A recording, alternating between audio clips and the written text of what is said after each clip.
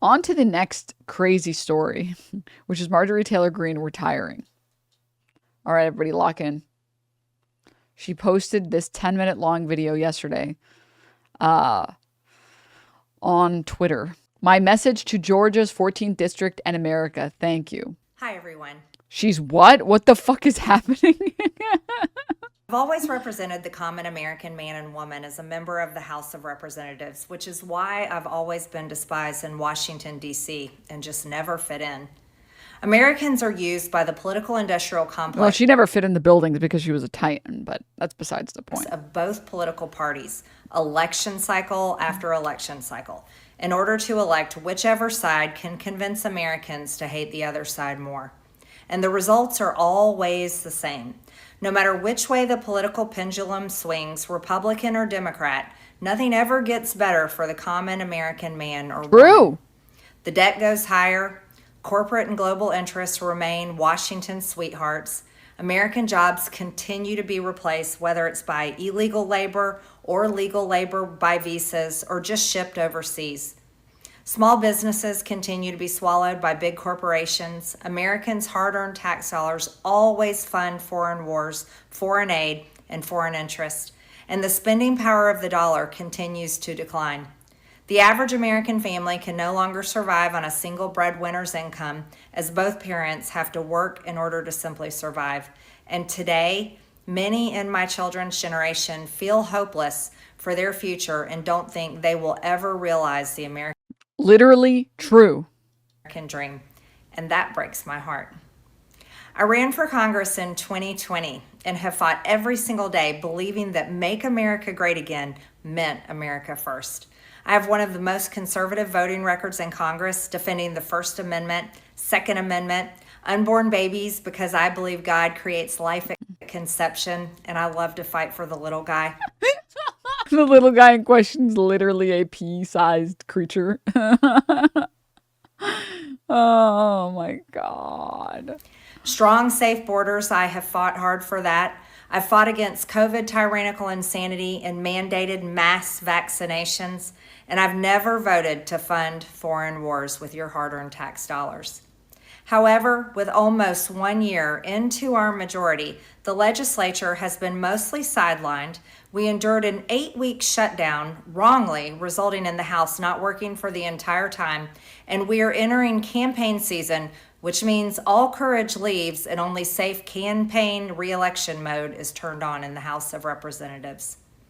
During the longest shutdown in our nation's history, I raged against my own speaker and my own party for refusing to proactively work diligently to pass the plan to save Americans' health care and protect Americans from outrageous, overpriced, and unaffordable health insurance policies. The House should have been in session working every day to fix this disaster. But instead, America was force-fed disgusting political drama once again from both sides of the aisle on television every single day. My bills, which reflect many of President Trump's executive orders. It is really insane that like Marjorie Taylor Grenee is representative of like a fifth of Americans today. Like every part of the insanity that she says, it's like she'll be like, because you can, I don't know, maybe only I've run into these people in real life. I highly doubt it. Where they'll say sane stuff and they'll be like, yeah, I personally think, people in Congress don't do enough for the people. They just spend all their time fundraising and trying to win their seats over and over again. And they don't actually spend any time working for the people. It's like, yeah, I agree. Also, I'm against mass vaccinations. Okay. And a portion of the population is literally like, finally, someone's saying it like it is. Where they see no contradiction in any of these positions. Where they're like, I want to help the American people. Also, I don't want mass vaccinations. It's like, okay. Like calling for a new census counting Americans only to draw new districts, making English the official language of the U.S., making it a felony to medically trans a minor, and other bills like eliminating capital gains taxes on the sale of your primary home and eliminating H-1B visas. They all sit collecting dust. That's how it is for most members of Congress bills. The Speaker never brings them to the floor for a vote. Many common Americans are no longer easily convinced by paid political propaganda spokespersons and consultants on TV and paid shills on social media obediently serving with cult-like conviction to force others to swallow the political party talking points. Because they know. Translation. They don't like me when I'm being insane. And they want me to shut the fuck up when I say the insane shit, like release the Epstein files. How much credit card debt they have. They know how much their bills have gone up over the past 5 years. They actually do their own grocery shopping and no food costs too much. Their rent has increasingly gone up and up. They have been outbid by corporate asset managers too many times when they put in an offer to buy a house. They have been laid off after being forced to train their visa holding replacement.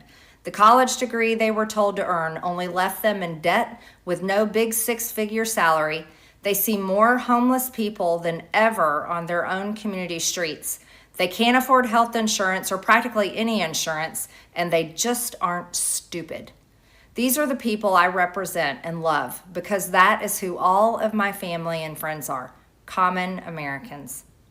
I've been blessed to represent the 14th District of Georgia for 5 years.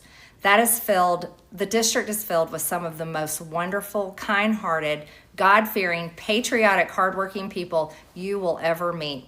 Good, regular, common Americans. I've worked hard to bring taxpayer dollars back home to help district needs. I impeached Biden's Secretary of Homeland after watching my constituents die as he facilitated dangerous open border invasion into America.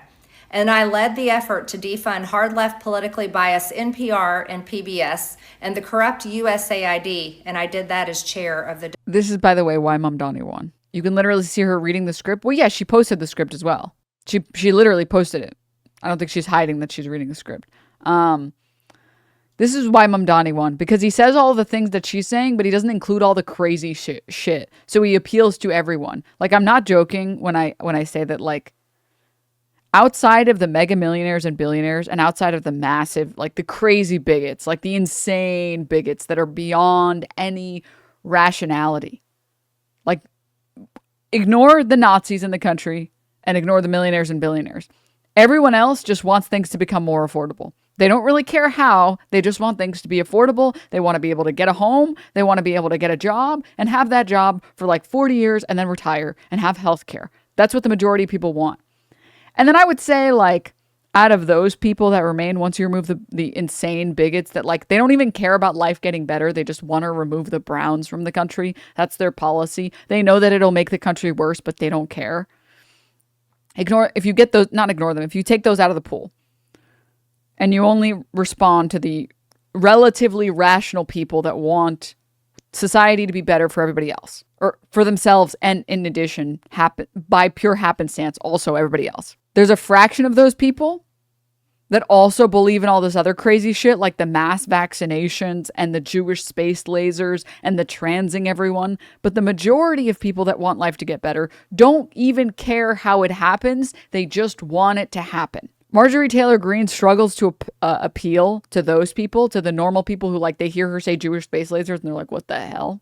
But because she's in Georgia, there are enough crazy people that believe what she says, so that's fine. And then Mamdani basically is doing the same thing that she's doing, where he's just pushing affordability, he's just pushing free buses, and he's pushing issues that matter to people and pushing solutions that will work. He just doesn't do any of the crazy shit. And if we could just have more candidates like that in this country, we would fix this country overnight. Oh my God. Because a sane person pushing for affordability will beat Marjorie Taylor Grenee every time. I believe it. I do. I genuinely believe it. Doge subcommittee. I have fought harder than almost any other elected Republican to elect Donald Trump and Republicans to power. I traveled the country for years. I spent millions of my own money. I missed precious time with my family that I can never get back. And I showed up in places like outside the New York courthouse in Collect Pond Park against a raging leftist mob as Trump faced Democrat lawfare.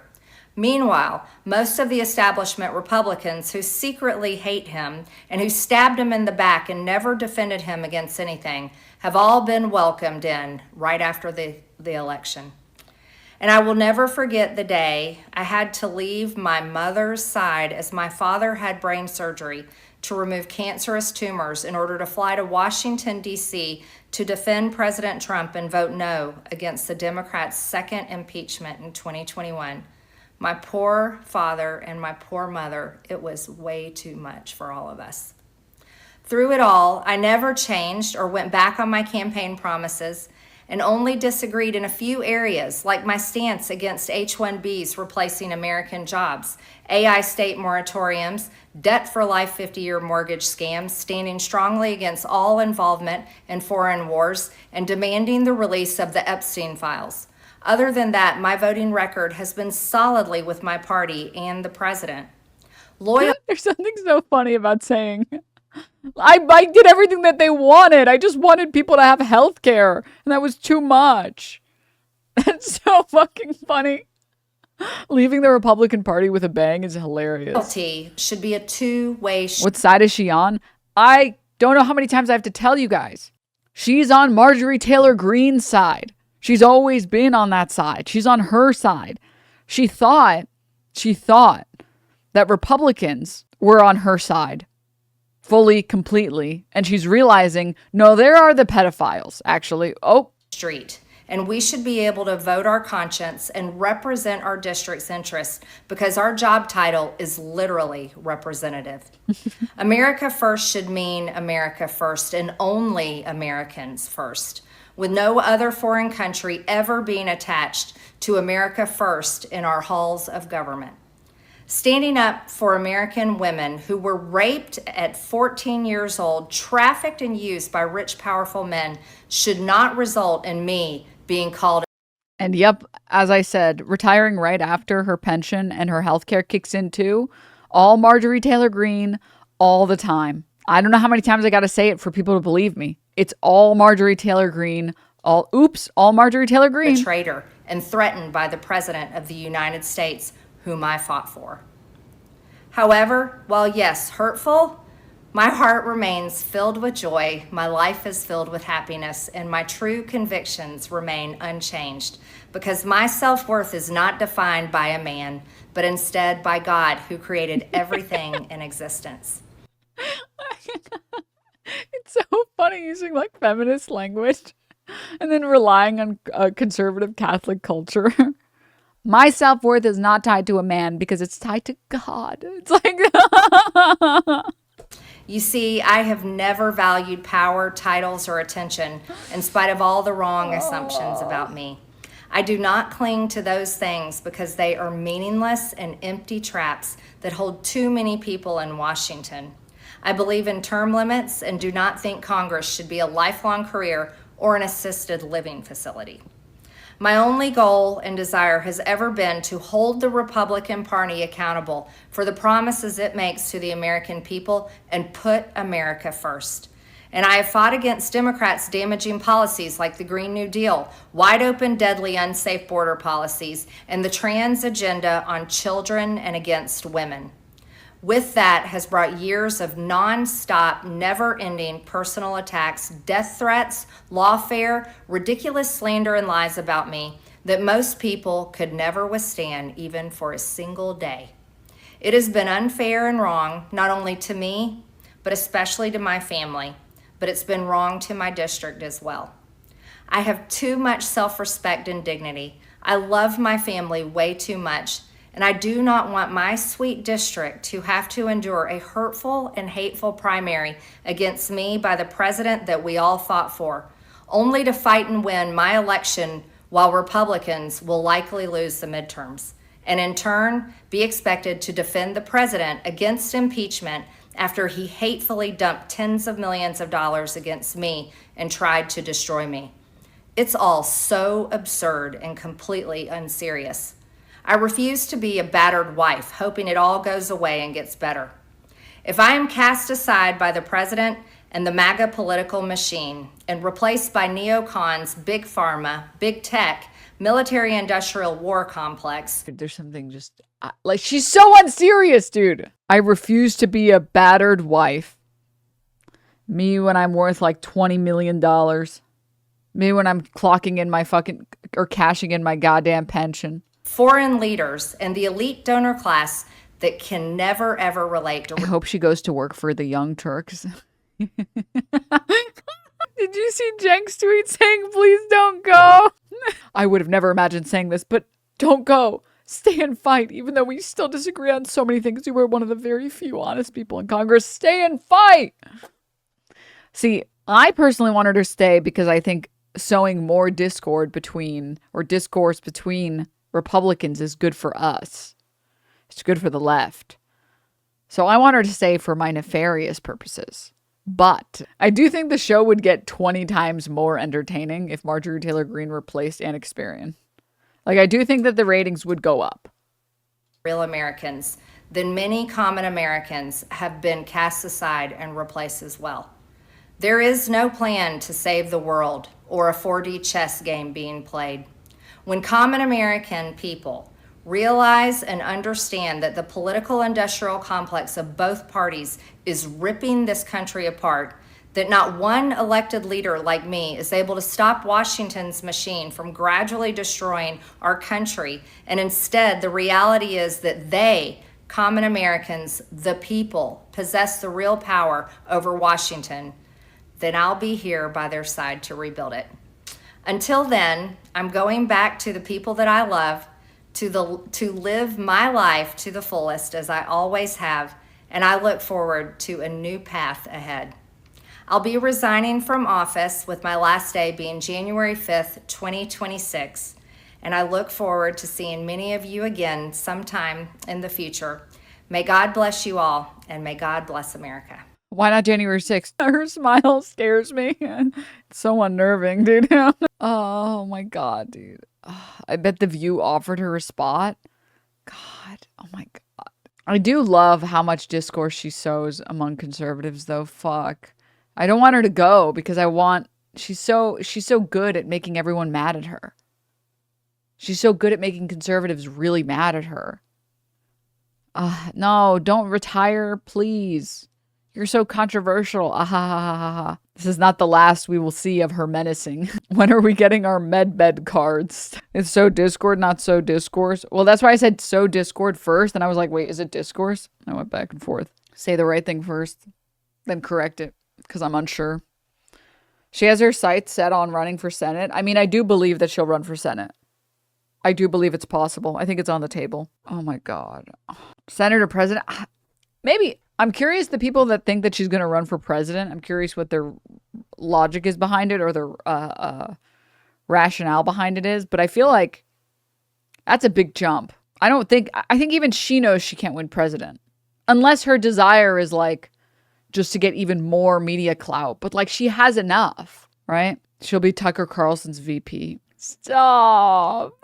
Don't even say that. No, because imagine the conservative men who wouldn't vote for her just because she's female. Well, yeah, that's the other thing. It's like, I'm sorry. I just don't think that conservatives in this country would vote for a woman. I really do mean that. I really do think that.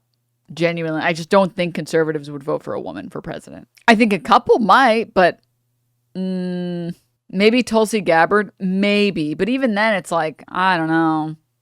The problem is that Tulsi Gabbard isn't likable enough. President Donald Trump saying today that New York City is not a priority for deploying the National troops, the National Guard troops after his meeting with New York City mayor-elect. Right now, other places need it more, Trump said. We had a very good meeting yesterday. Oh my God. Every single one of the fucking libs that's like, Mamdani's not going to be able to get anything done with Trump because he's a commie and Trump is going to hate him. Ah, dude, what I would give to see the looks on their stupid faces. Zoran the Rizzler. Oh my God.